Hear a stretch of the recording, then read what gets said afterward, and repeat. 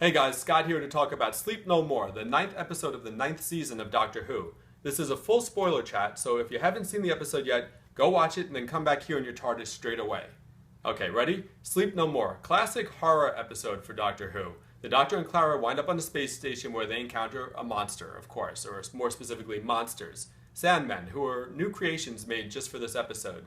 I like the idea of the Sandmen. They're pretty cool. They're born from this Morpheus sleeping device, and they essentially come from the dreams of others. So it's an interesting idea. The other aspect of this episode, which is unique, is that it was done in the style of found footage. So when you heard that, and the makers of the show have been talking about this for months, gearing up to this episode, it kind of sounded like, we've seen this trope before, found footage, Blair Witch Project, and even before that. So I wasn't that excited at the idea of this, but it turns out that the makers of Doctor Who actually had a different spin on it, which is that the found footage images are being projected from the monsters themselves. So what we were seeing on screen is what the monsters were seeing. So that was a unique idea.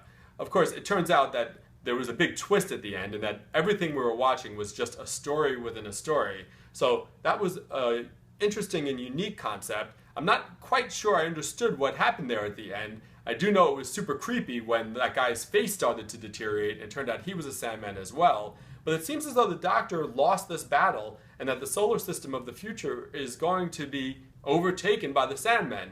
Maybe I'm wrong about that. Maybe we're going to get a continuation of this episode somewhere down the line. But I'm not quite sure. I don't know. So I think people are going to be talking about this, and they're also going to be a little freaked out by that ending.